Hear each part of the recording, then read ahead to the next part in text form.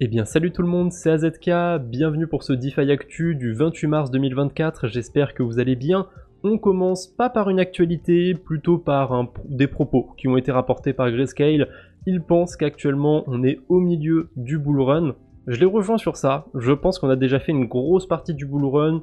Après, est-ce qu'on est au milieu, au début du milieu, à la fin du milieu, à la fin tout court? J'en sais rien, c'est difficile de se positionner, mais pour ceux qui ont des objectifs de 100 000, 150 000, même 200 000 dollars sur Bitcoin, faut savoir quand même qu'on est à 70 000. Ça fait quoi? Un fois 1,5, un fois 2, un fois 3 au mieux? On a quand même déjà fait une bonne partie du travail, vu qu'on revient des 15 000 dollars de ce bear market. Et d'ailleurs, il y a un autre truc que j'ai remarqué par rapport au bear market, c'est personnel, mais il y a pas mal de gens qui disaient qu'en 2024, moi le premier d'ailleurs, ce serait le bull run, ce serait trop bien. Et maintenant, il y a des gens qui commencent à dire que ce sera en 2025, que le bull run sera vraiment ce qu'il est, etc.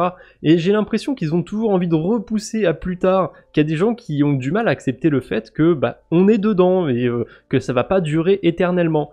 Donc faites attention quand même à pas vous donner trop d'espoir, trop d'illusions sur du long terme. Il y aura sûrement encore d'autres marchés haussiers plus tard, dans longtemps. Mais à mon avis, ça va rester cyclique pour l'instant. Je vois pas de super cycle ou quoi que ce soit. C'est mon opinion, c'est mon point de vue. Mais faites attention quand même. C'est beau de vous dire que dans un an, il va se passer ça. Est-ce que les gens seront vraiment là dans un an pour le commenter? Est-ce qu'ils se souviendront qu'il y a un an, ils ont dit ça? Faites attention à ce genre de promesses qui sont dans un futur plus ou moins lointain. Surtout que des fois, en crypto, on peut vous parler d'un truc qui va se passer dans une semaine. C'est déjà un futur lointain pour certains projets. Donc, quand on parle d'un an, 2 ans... Faites attention, moi je dis ça, je dis rien. On a quand même une mauvaise news pour commencer cette vidéo, je crois même qu'il y en a peut-être une deuxième, je m'en souviens plus. On a eu un hack du côté de Prisma Finance, pour l'instant de ce que j'ai vu, il y aurait 12 millions de dollars qui ont été dérobés. Pas mal de phishing autour de Prisma, forcément le hack est tombé, donc il y a des gens qui vont vous mettre des faux liens vers Revoke.cash par exemple. Si vous regardez l'URL que vous n'êtes pas sur Revoke.cash, c'est que vous avez cliqué sur un lien de phishing. C'est important de faire des rappels sur ça, parce qu'on n'a pas eu tant de hacks que ça, ou en tout cas tant de hacks majeurs sur ce début d'année. Par contre, du phishing, il y en a tous les jours, toutes les heures, peut-être même toutes les minutes. Donc soyez très prudents quand vous vous baladez sur les réseaux sociaux. Faites attention sur les liens sur lesquels vous cliquez. Regardez bien 2 fois l'arrobase d'un compte sur Twitter avant de cliquer sur un lien, par exemple. On sait jamais. On a eu une petite affaire du côté de KuCoin, j'en ai pas parlé hier parce que j'avais pas, avant-hier parce que j'avais pas assez d'informations, mais KuCoin en gros ils ont été poursuivis en justice avec 2 de leurs fondateurs, je sais plus pour quelle raison exactement, mais en gros c'est parce qu'ils auraient fait des bêtises avec de l'argent, on va synthétiser comme ça, ils ont fait des trucs pas très clairs. Bon, c'est sûrement vrai, la plupart des exchanges ont fait des trucs pas très clairs. Après, c'est les États-Unis. Les États-Unis, ils ont attaqué combien d'exchanges, j'ai envie de vous dire. Donc il y a eu un peu de FUD autour de KuCoin. A priori, ça a l'air de bien se passer. Forcément, il y a eu aussi des gens qui étaient bloqués, qui essayaient de faire des retraits, ça voulait pas passer. Mais ça, c'est parce que les gens ne comprennent pas comment ça se passe des retraits de masse sur les exchanges. Les exchanges, ils ont 2 types d'adresses. Ils ont des hot wallets, des cold wallets. Les hot wallets, c'est de l'argent qui est prêt à être envoyé aux clients qui ont envie de retirer leurs fonds. Et le souci, c'est que quand il n'y a plus d'argent sur les hot wallets parce qu'il y a plein de monde qui veut retirer ses cryptos, ils sont obligés de faire des procédures pour mettre un petit peu d'argent qui sont sur les cold wallets vers les hot wallets. Ça se fait pas automatiquement. Et du coup, c'est pour ça qu'on peut avoir des blocages. J'essaye pas de prendre la défense de KuCoin ou quoi que ce soit. Je suis pas payé. Je crois que j'ai un compte sur l'exchange, mais j'ai dû l'utiliser une fois. J'ai plus rien dessus depuis, limite depuis que je l'ai utilisé, j'ai envie de vous dire. Donc j'ai pas de biais par rapport à KuCoin, mais je pense que ça a été clairement mal interprété cette histoire. On n'est pas sur un FTX bis ou quoi que ce soit pour l'instant. Et bon, ça c'est du marketing. Je trouve que c'est un petit peu particulier, un petit peu bizarre. J'aurais pas tenté à leur place, mais pourquoi pas. Du coup, KuCoin qui promet un airdrop de 10 millions de dollars après ses récentes difficultés. Ce sera composé de Bitcoin et de KCS. D'ailleurs, j'ai pas lu l'article de Cryptos, mais il y a un commentaire en dessous qui m'avait motivé, puisque il n'y a pas de détails dans l'article a priori. Il faut juste attendre les infos dans les 3 jours. Donc cet airdrop de 10 millions de dollars, on verra ce que ça va donner. On a eu d'autres airdrops qui sont tombés, notamment du côté de la blockchain Ton. C'est dommage, j'en ai parlé il y a pas très longtemps sur la chaîne principale et bon, j'ai pas été éligible. fallait avoir tradé sur D-Dust et Stone. Alors c'est pas trader dans le sens mettre des ordres limites, faire du levier ou je sais pas quoi, hein. C'est juste faire des swaps sur les 2 DEX principaux de l'écosystème. Il me semble qu'il fallait faire quelque chose comme 10 swaps, voilà. 10 swaps ou plus, 2000 $ de volume ou plus. Si c'est le cas, vous êtes éligible. Moi je suis loin de tout ça malheureusement. C'était entre le 4 mars et le 26 mars normalement. Il n'y a pas de lien pour aller claim ou quoi que ce soit. Donc je suppose que c'est tombé directement dans le portefeuille des gens. Et ça n'a pas l'air d'être un airdrop qui est si dégueulasse que ça. Parce que si vous avez fait entre 2000 et 5000 $ de volume par exemple, vous avez 1 point. Si vous avez fait au moins 10 swaps, vous avez 1 point. Bref, on pouvait facilement avoir 2-3 points. Donc ceux qui ont eu 3 points, ils ont eu 50 tonnes. C'est pas mal, ça fait 250 $ au cours actuel. Ceux qui ont un peu plus, ils ont eu 70 tonnes. Et ceux qui ont fait beaucoup de swaps, beaucoup de volume, ils ont eu 100 tonnes dans leur portefeuille. C'est sympa, ce genre de petite campagne. Ça change de ce qu'on voit sur Sui et sur Aptos par exemple, ou même sur plein d'écosystèmes où on distribue des tokens aux gens qui apportent des liquidités. Là, distribuer des tokens aux gens qui vont faire des swaps, je crois pas avoir vu ce genre d'airdrop comme ça d'un écosystème. Forcément, il y a eu des DEX qui ont fait un airdrop, mais des blockchains qui donnent des tokens aux gens qui vont faire des swaps sur les DEX, honnêtement, ça me dit rien. Donc, sympathique du côté de Ton. Et ceux qui ont fait des transactions sur Merkly, du côté de Polyhedra, n'hésitez pas à aller voir si vous êtes éligible. Ça peut aller de quelques tokens ZK à quelques dizaines, voire quelques centaines de tokens ZK. Ça dépend à quelle fréquence vous avez farmé du côté de Merkly. Mais si vous avez utilisé Polyhedra sur Merkly, vous avez le lien dans la description. Et il faut que j'ajoute sur le track d'ailleurs, je ne l'ai pas mis dessus. Je ne sais pas s'il y a une date limite pour aller récupérer ces tokens, mais ne tardez pas. Au pire, vous allez voir si vous êtes éligible. Si vous l'êtes pas, tant pis, c'est pas très grave. Et si vous l'êtes, tant mieux, hein, ça fait une bonne nouvelle. Non, ça c'est la news qui complète celle-ci. On a un truc qui s'est passé du côté de la blockchain Blast. J'ai limite envie d'en rire, mais c'est pas drôle du tout puisque c'est un hack de 62 millions de $. En fait, il y avait une taupe au sein de la team de Munchables. C'est un projet que j'ai pas du tout suivi, donc on va pas s'attarder sur le projet. Mais en gros, il y a quelqu'un qui avait inséré au tout début du protocole un bout de code malicieux sur le protocole et du coup, voilà, le protocole a été mis à jour, 62 millions de $ de dérobés. A priori, en plus, il y a une histoire de 4 développeurs qui sont en fait la même personne et cette personne, elle pourrait appartenir au groupe de hackers nord-coréens Lazarus. C'était une histoire assez rocambolesque tout ça. A priori, ça s'est quand même bien fini puisque on a Pac-Man, donc le gars derrière Blur, le gars derrière Blast, qui partage cette news. 97 millions de $ ont été sécurisés par un multisig de Blast. Qu'a priori, les fonds qui ont été volés, dérobés du côté de Munchables vont être restitués aux gens qui ont été lésés. Tant mieux, j'ai envie de vous dire, ça termine bien.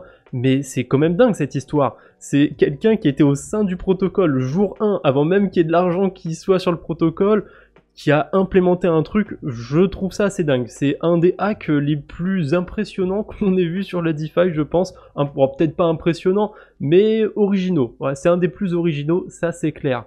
On a eu quelques levées de fonds sympathiques ces derniers jours.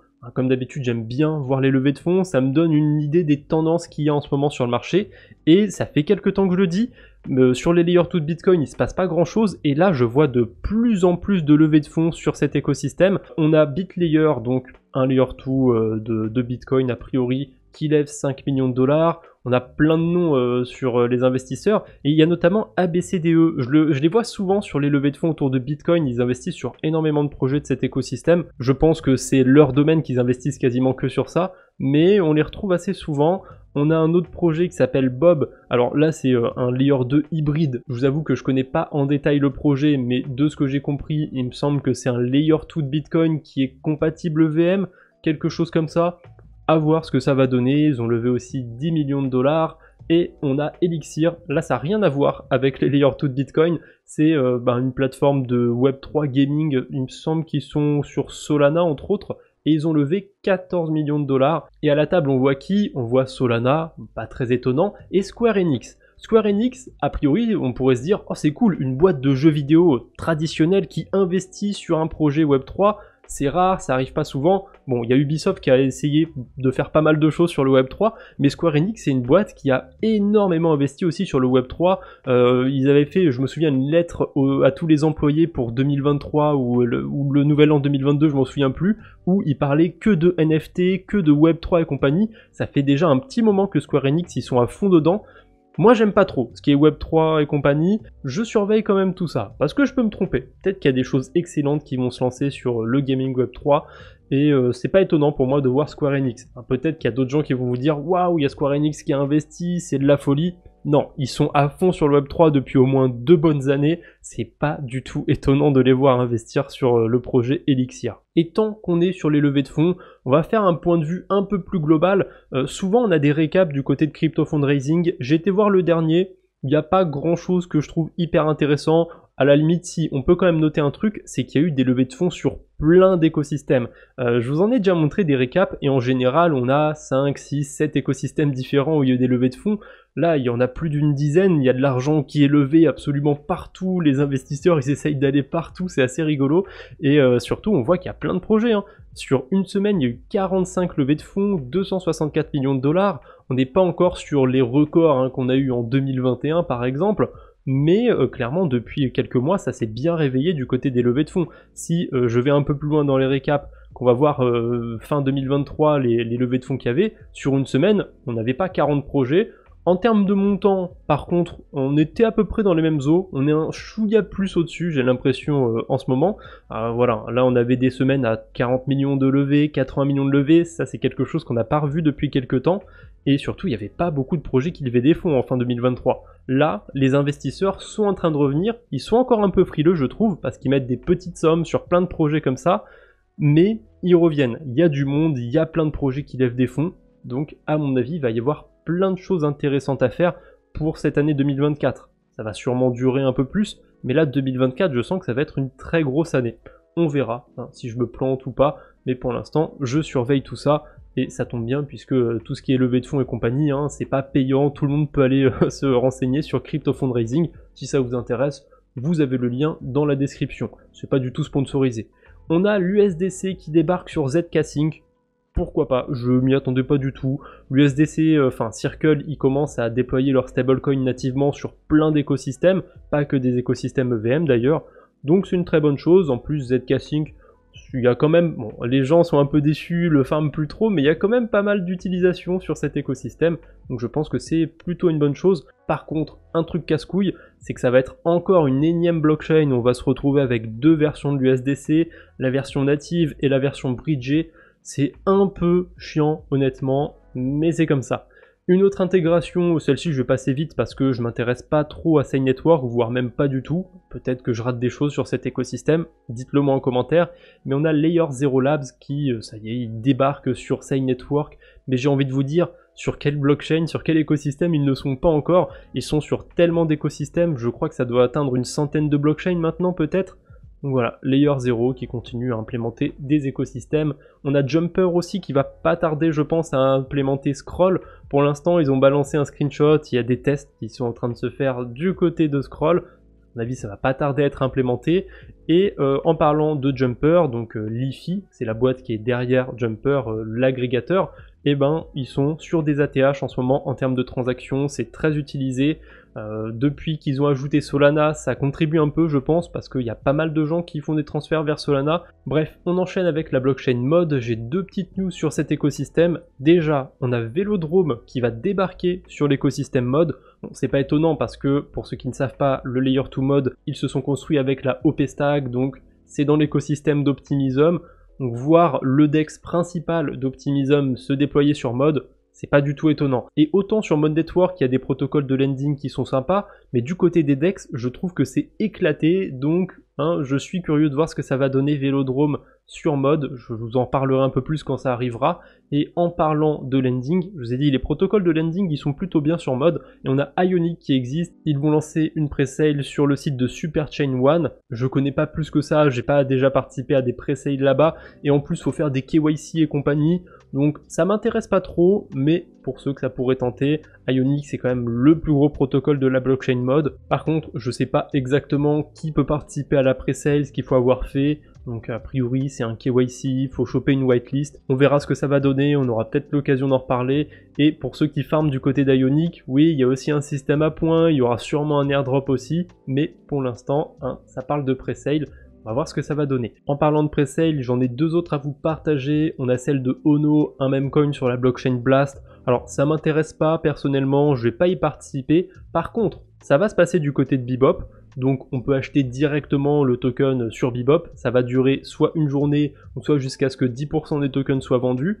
Mais en plus de cette presale, il y aura aussi un airdrop. Donc si vous avez des badges du côté de Bebop, si vous avez les NFT et compagnie, n'hésitez pas à aller voir si vous êtes éligible. Moi je sais que j'ai utilisé un petit peu Bebop et j'ai des tokens qui m'attendent.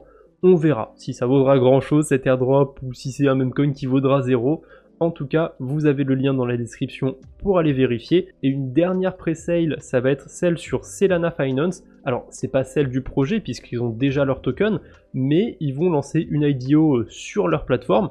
Donc un petit peu comme on pourrait retrouver sur PancakeSwap et compagnie. Par contre, c'est un peu curieux. Faut être whitelisté, faut aller remplir un formulaire, il faut avoir bloqué aussi des tokens du protocole. Bon, ça, si vous avez reçu l'airdrop, a priori, vous allez pouvoir participer, puisque les tokens qui ont été airdroppés, c'est des tokens bloqués. On verra ce que ça va donner, ça va durer du 28 mars au 6 avril, et le projet, c'est Move GPT. Je m'attends vraiment pas à grand chose du truc, je pense qu'ils sont juste là pour essayer de surfer sur la hype de l'intelligence artificielle, parce qu'on a déjà des projets à la con qui sont lancés comme ça, genre ChainGPT et compagnie. En tout cas, c'est en cours du côté de Solana, et si vous avez des tokens bloqués, en plus de pouvoir participer à de potentiels IDO, vous pouvez aussi voter sur les pools qui vont recevoir des intérêts, et ça vous permet de récupérer différentes incentives. En ce moment, on a des rendements qui sont très sympathiques à les récupérer, donc cet airdrop, tant qu'à avoir des tokens qui sont bloqués pendant 2 ans, pensez à aller voter et il me semble qu'il faut le reconduire toutes les semaines son vote. C'est pas comme sur Vélodrome ou sur Aérodrome où on peut laisser son vote pendant 1 mois et pas y toucher, même plus d'1 mois. Là, de ce que j'ai vu, je l'ai pas fait en fait la semaine dernière pour voir si ça le prenait en compte et ça n'a pas pris mon vote en compte. Donc pensez à voter chaque semaine a priori du côté de Solana. C'est pas grand chose à faire, c'est pas grand chose non plus à récupérer, donc si vous oubliez de le faire sur une semaine, à mon avis, c'est pas dramatique. Mais voilà, on ne sait jamais, pensez à aller voter, ça vous permettra de récupérer des tokens Aptos, peut-être d'autres petits tokens. Ça peut être sympathique de récupérer tout ça. Pour terminer cette vidéo, petit rappel aussi du côté de Starknet, si vous avez participé au DeFi Spring, que ce soit sur Zcalend, sur Ecubo, sur Nostra, peu importe, pensez à aller réclamer vos tokens Stark, parce que ça y est, ils sont réclamables. C'est un peu comme sur Sui, vous avez des émissions de tokens qui sont faites toutes les 2 semaines, et on peut pas venir les récupérer quand on veut, en fait, il faut attendre que 2 semaines soient passées, on peut récupérer les tokens, voilà, ça tombe au compte-gouttes, on va dire. Donc si vous avez farmé un petit peu du côté de Starknet, voilà, vous avez potentiellement des rewards à les récupérer, pensez à les récupérer, et voilà, c'est tout ce que j'ai pour aujourd'hui, j'espère que cette vidéo vous a plu. On se retrouve bientôt j'espère, d'ici là portez-vous bien, salut tout le monde!